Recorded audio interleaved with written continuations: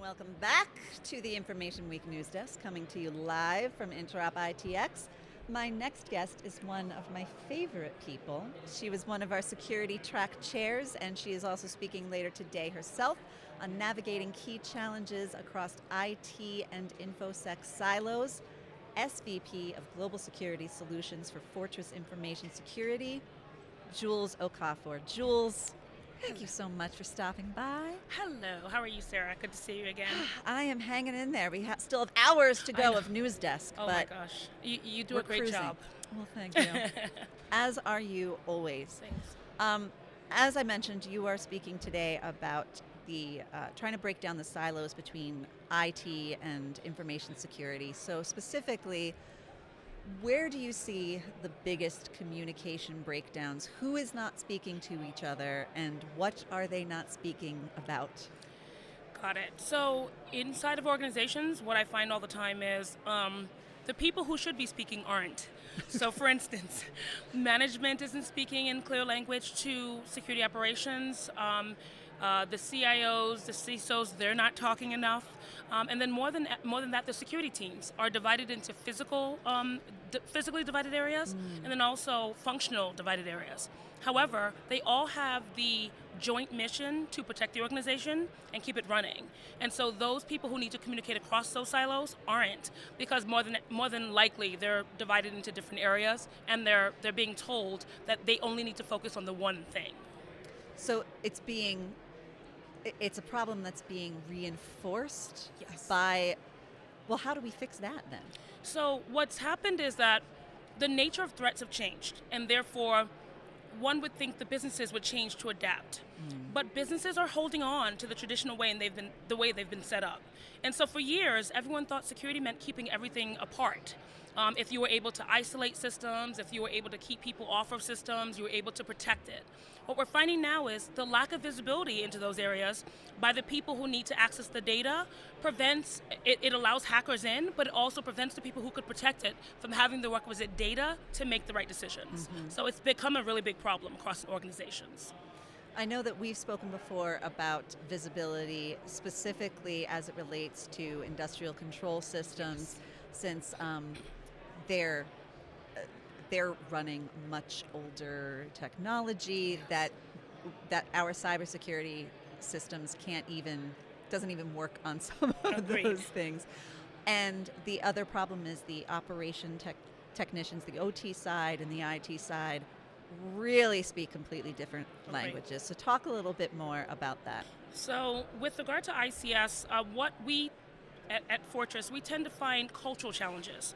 So OT operators have typically been in their roles for years, maybe 20, 30 years. They've worked on one system, they've built a system, they've programmed it. They know that system really well. But typically, that system doesn't keep up with modern technology. And so security becomes bolted on. So back in the day, the OT was kept in the facilities, and then you have the central offices where IT was. IT, right out of school, they're learning new trends, new technologies. They want to go in and they want to secure the old systems.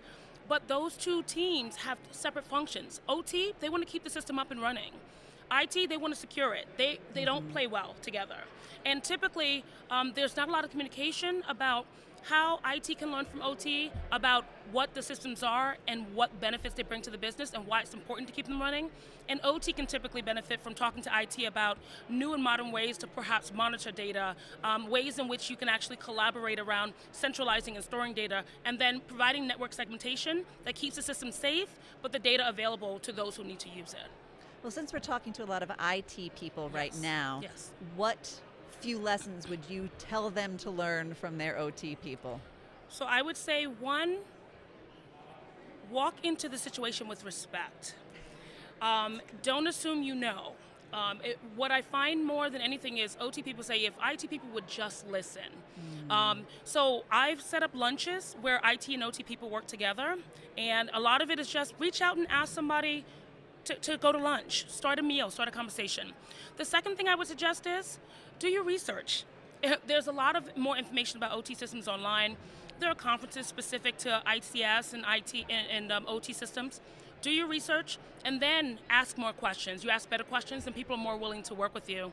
And then I would say finally, the idea is collaborate. Make it more of a partnership than a fighting match. Make it more about how you can help versus how you can stop whatever's happening already. And I think typically more and more IT people are going in that direction, but it's going to take a long time from people who've been doing the same job and managing the same systems over time to let them in. So just keep trying. I think that would be my advice. It does seem that some IT people don't really understand the challenges of operation technology, and they just think, well, it just works the same. That's exactly it. And it doesn't matter if putting a patch on. That's exactly. Breaks Maintenance for a while. windows, for OT systems are like, very, very as short as possible, and they're not very frequent.